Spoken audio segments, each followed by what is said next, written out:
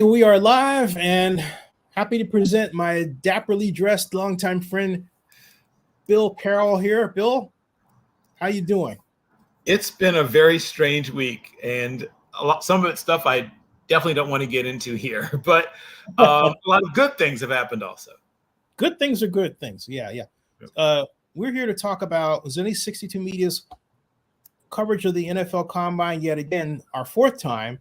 However, this time, the first time we have been granted not one but two credentials. And Correct. so we have a unique setup. And I want to present first of all, the portal, which is now located here. It's all you have to do is go to Zennie62.com. You even have to type Zennie62blog.com, but Zennie62.com. And then click on the upper left-hand corner. If you go to the page, all you have to do is click here. See where it just turned red right there, where it reads NFL Draft and Combine Web Portal. And that's where all of our coverage will be concentrated for easy finding. So, for example, right now, if you go here, those are the ads that come in so we can make some money off this puppy. And you scroll down just a little bit, and voila, here it is. And if you click on it, you will find that, it's basically exactly what you're watching. So you're going to get, in this instance, you'll get, triple screens and all that once it actually renders, but I'm not going to subject you to that. But just give you an idea of what to expect. Now, eventually, I'm also going to populate this with videos from our other NFL draft pass coverage. And then when Bill does a live stream, I will put that here as well. So everything will go here in addition to when Bill makes or I make anything on the NFL Combine or any item of content. It will go to our stream area. What I mean by that is our order of, and here it is, posts, left to right. Always the most recent one is on the left, and we will tag to be in first position what we feel is special. So right now we have two post tags. The one, of course, this one represents what we're talking about right now. And then these other two, one politics, another one the NFL, and all the rest. And this one also politics, and this one. And so all the rest of them actually are videos that, and also this is actually our next program after this one, but they will all appear here. So all you have to do is scroll down and look for what you want to see and then click on it. Like, for example, this, and then you can watch it. It's actually a video embedded in a blog post, which means it's searchable, and also means you can immediately share it here as well. And all you have to do is press the video button there. And then after you've done that, you can also scroll down. If you want to make a comment, you can leave the comment on the video there, or you can leave a comment here. You can post your comment here as well. So you have those options. And this is a newer approach than what we've done in the past on a new version of our oldest blog, because I had to recode it so that it works faster. But this is where our material will be actually over here. I keep doing it, but it's over here. I have to remember that when I point to left, it comes out to the right. And if I point to the right, mirror effect, right? Yeah, mirror on the wall. So, but the real star of our show is this man. I think I got it right. The long timer. So, Bill, what do you think about the upcoming days to come and the Combine? Well, I mean, this is sort of an not perma. It's sort of like a perma complaint. I would still like to see even more representation from guys from the Division II, Division III, NIA, FCS, and FBS level. There's no NAIA players invited this year. There's a decent number of Division II. I think one Division III. I have to confirm that. And then, like I said, several Division II and a bunch of FCS, decent number. There's a couple of FCS players that I feel like should have been there that aren't, and a couple of what do you call it? And a couple of well, there's always a couple of small school guys that I would like to see included who aren't. Hey, Be that as it may, alphabet soup for us, like NAIA. What does that mean? I'll write it down. Oh, okay. Sorry. This is what happens when you speak to people who speak your language all the time, and you have to realize not everybody speaks your language. So there are several different levels of almost any sport. And in the case particularly of football we're talking about, there's what's called the NAIA, which is the National Association of Intercollegiate Athletics. It was founded in 1940. And a lot of the religious schools, especially smaller religious schools, especially rural smaller religious schools, are very often NAIA schools, particularly in like the Midwest, the Great Plains, a little bit in the South, but it's very much regional. A lot of schools that used to be NAIA, the school I went to used to be NAIA, but it later joined the CIAA and then later the MEAC, where it still is. But it is for sheer numbers, it's large in numbers but small in stature, I guess is the way to put it. There are many, many, many member schools of the NAIA, but the NAIA itself is made up of several small schools. Like a small FBS program would be Wake Forest with about 3,200 or so undergraduates.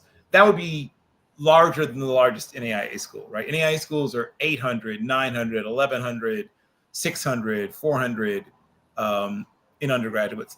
The last NAIA player, really well-known NAIA player, and his school has shut down. Not his football program has shut down. The school has shut down. It doesn't exist anymore. Was Dave Craig. Dave Craig went to a school called Milton in Wisconsin that no longer exists. The school doesn't exist. That's a football program. But that's a good representation of, I think I was a school that had about 380 undergraduates at its peak. It was a very small school. Hey, Vinny. Hello. But, that's an example.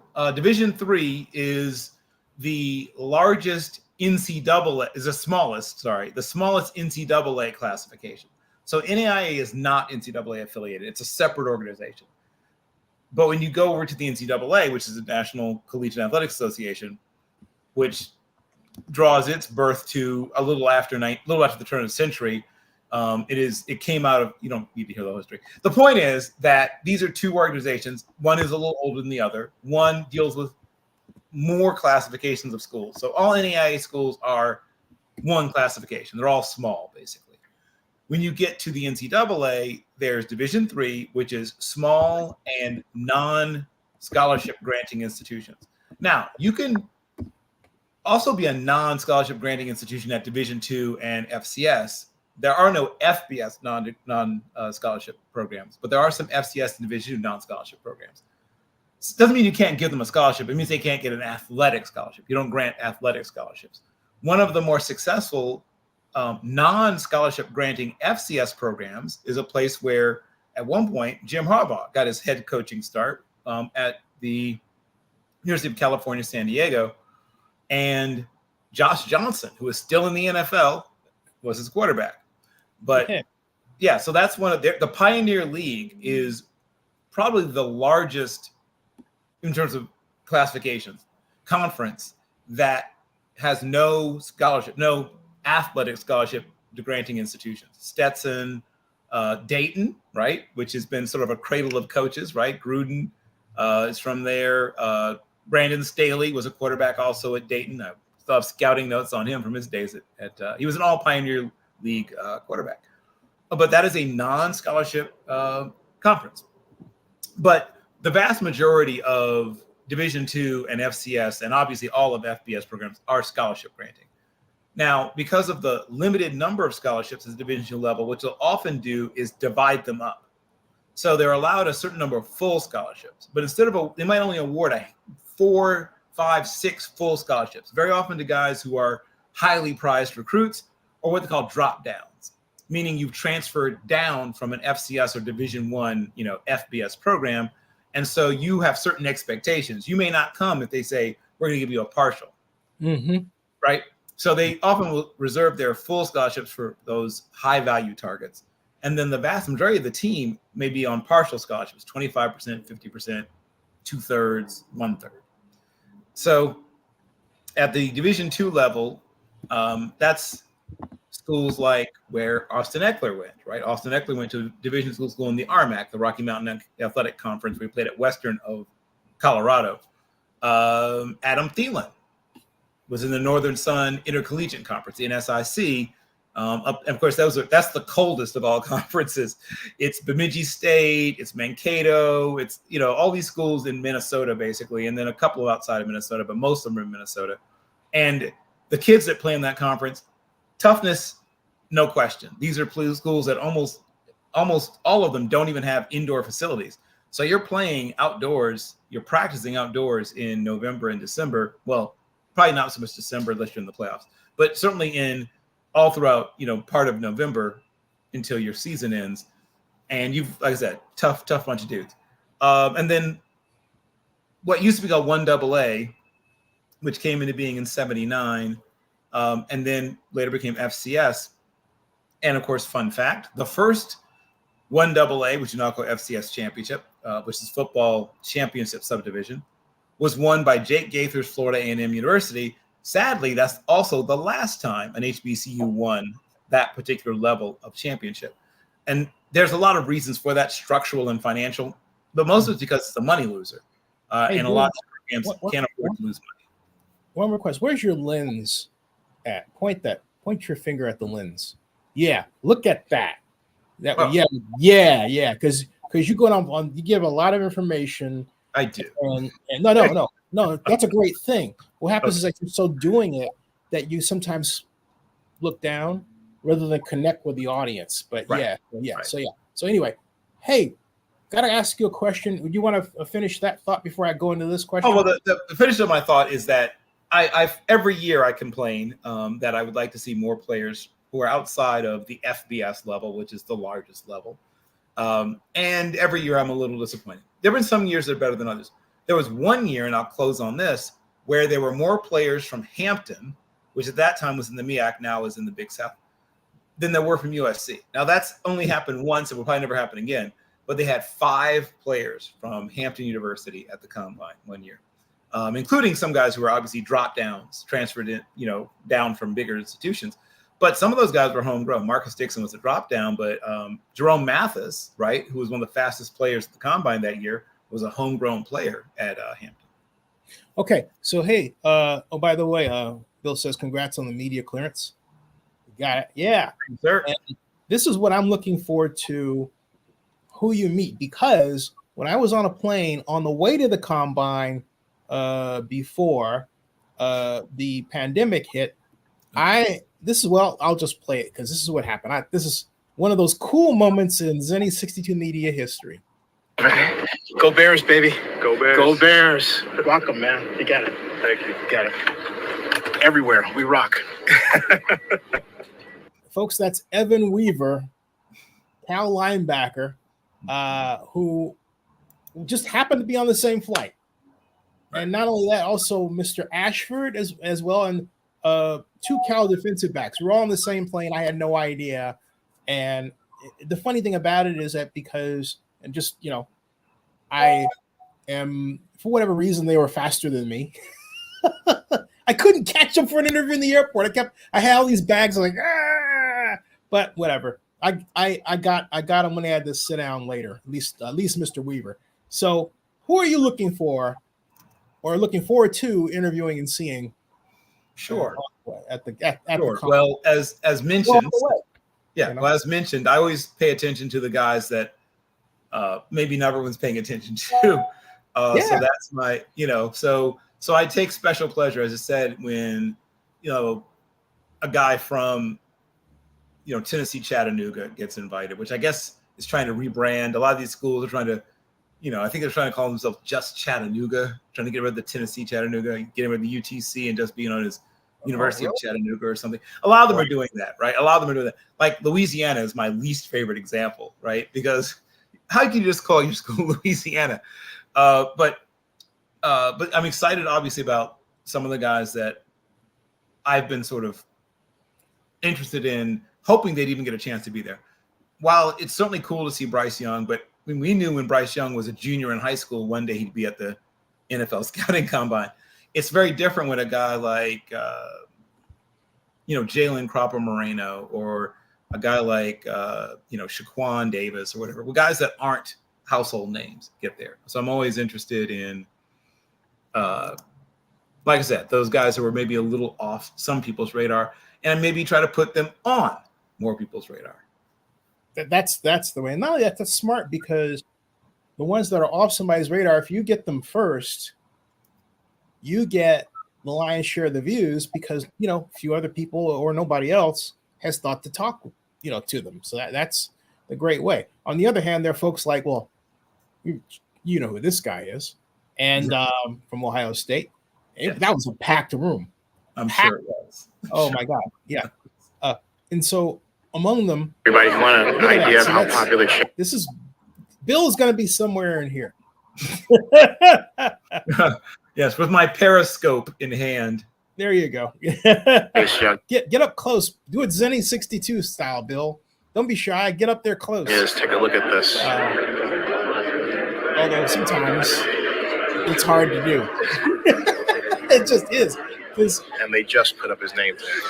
You got guys that just camp out there, and so you have to kind of ease in. But I found this. This is what I found. I find if you go to the side, right? What happens? You go to the side. He comes in from the side. He comes in from the side like that. See? Like that. Now, if you're lucky, Bill, you might be able to ease in on the side there, like where that speaker is, and get to either side of the speaker. Right, sure. These little nooks and cranny things. Then you go around that way. And the neat thing about being next to the speaker is basically that,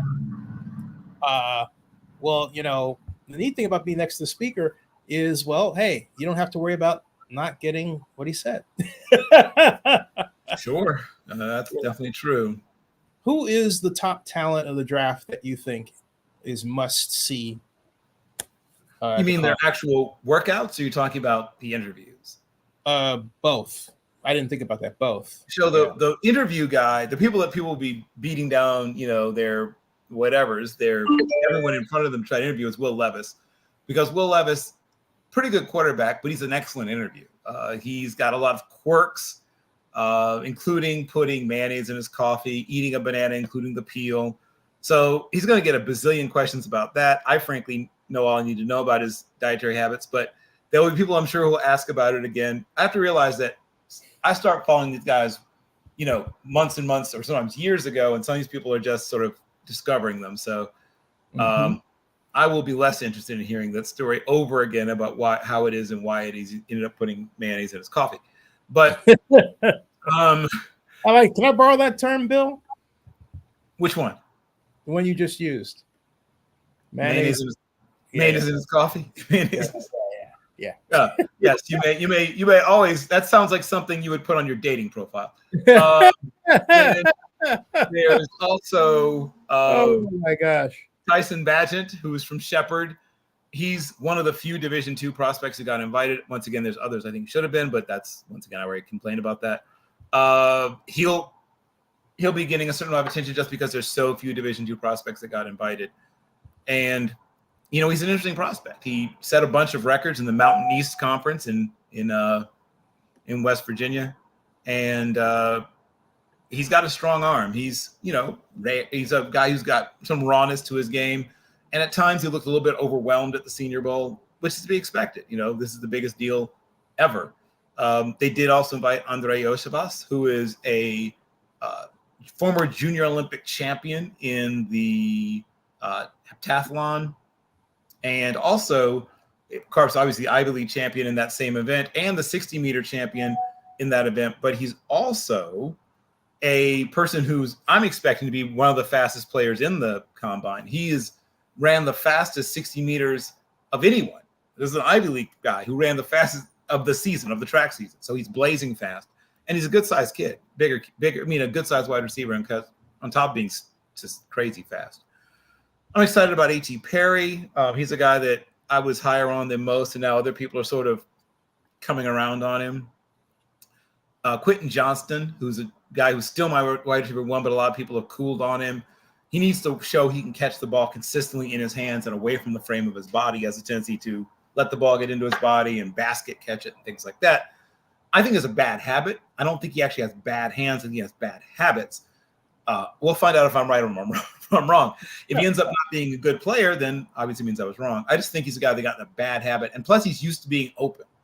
And he has to get he won't be as open in the NFL. So he'll have to make the adjustment. I know he's working on it. I've seen his Instagram. He's working on it. Right? Well, yeah. I mean, that's what you do. You want to know what's going on? You check their Instagram. Anyone less than 25, that's how you learn what they're up to. But he's been working on catching the ball, sometimes even one-handed outside the frame of his body. And like I said, from what I've seen, he doesn't have bad hands. It's a super deep tight end, wide receiver, and running back class. Corners also, cornerbacks too. The other thing that I always love to do when I'm there is I like to interview personalities like, well, this is Charlie Weiss. And I had the pleasure of interviewing him. Nice man. Just a heck of a nice guy. This is only 43 seconds. Yeah, Charlie, what's your thoughts on Tom Brady possibly leaving the Patriots and his legacy? Well, I personally hope that he ends up staying with the Patriots. But the fact that, he's a free agent, at this time, it opens the door that it actually could happen. He could end up being somewhere else. So I think, right now, at this point, he's not talking. So everything you heard is pure rumor mill. So I think that everyone should just let the dust settle. And I think whatever's going to happen will happen quickly. It'll be either back with the Patriots quickly or in some of the plays, but it'll happen. What would you like to see him do? Well, I personally would like for him to retire a Patriot. Oh, thank you, sir. All right, take care. Yeah, kept it short. I promised it short. I kept it short. 43 seconds, and I was out of there. Love it. Yep. Another guy I'm excited about is Mark Evans II from University of Arkansas Pine Bluff, who got a little bit mad at me. He got a little bit mad at me. Because, why? He got a little bit mad at me because I had mentioned, and I meant this to be complimenting the other player, not insulting him. Mark Evans is a very good football player. And so when I said I thought that Mark Evans, who was an NFL prospect, had his worst game of the season, which I still believe to be true, when he played against Lane College. Now, Lane College is Division II. So that's a division below UAPB, University of Arkansas Pine Bluff, which is a FCS program. And these are two very good players. But Andrew Barber from Lane College, who I hoped would be invited to the Combine, but had a terrific day, and Mark Evans did not. That's just a factual statement. He got very mad at me. I think he blocked me. It happens. Some players searched for their names on Twitter, and then they looked to see who's saying what about them. And once again, I've said lots of other good things. This is your chance to apologize, right? Well, I mean, when I see him, I'll let him know, hey, I've said lots of good things about you too. I just simply had to tell the truth. He had a good game. And then I'll ask him about it. And, can you tell me what things he was doing maybe that gave you trouble? But they like I said, they invited precious few non-FBS players this year. It's a lower than normal number of small schoolers this year. Wow. Why do you think that is? I was going to say, I wonder if it's because of a lot of the guys taking the extra year at the larger school level. And so they had a larger than normal pool maybe to choose from. I mean, this is just speculation. I don't know why, frankly. I wish I knew, because it's a really good deep class of smaller school prospects also, and they just aren't going to get their chance at the Combine to show what they can do. I mean, a great example is one of the kids I got a chance to see at the HBCU Combine. So Xavier Smith tore it up to the point that Steve Smith Sr. is going to do a film study on him. Whoa. And Right. So it's a huge missed opportunity to me that he's not being invited to the big Combine, the Combine, whatever term you want to use, the NFL Scouting Combine, because I think he would have really helped himself if he'd been invited there. So it's a good group, but I'm definitely disappointed by probably I think there's probably somewhere between 3 to 6, non-FBS prospects who definitely deserve to be at the combine who are not. HBCU folks. So basically, you're saying the HBCUs are underrepresented this year? Oh, all the time. It's not just, but I mean, it seems to be even more dramatic this year than other years because there's literally one. As I mentioned, there was one year when there was 5 from Hampton. Now that's very rare. You'll never see that again. But think about that. There was a year where we had 5 from Hampton. We have 1 from all of the HBCUs combined. So yes, it's a shamefully low number. Wow, that is absolutely wild. And then, in closing, the neat aspect about the NFL Combine is the ability to really put a shine on people that other people, fans, viewers like yourself, are going to see in the NFL. For example, here's a man you've seen quite a bit in the NFL. And actually, that's not the one I wanted to present. So let me change that, folks. Let me stop that screen and go back. But when you see the name, you will say, "Oh yeah." That was that other video was that previous video was the end of Charlie Weiss. This is right now. 11 months. And so what I did here, folks, this is one for you, Bill. I was over at Chase's, and then they already had gathered for Mr. Kinlaw's. So once I got what I wanted from Chase, I went over there and I got another 11 minutes. So that's how you do it, Right, this is good. I've had a lot of. Is your background something the team taught you a lot about so far? Yes, sir, for sure. Just wanting to know like what I've been through and how I got to where I am and things like that. So. Hey, what's your best move on the field? Your best move? My best move? Yeah. Bull rush, just getting in the face of people, just dominating them.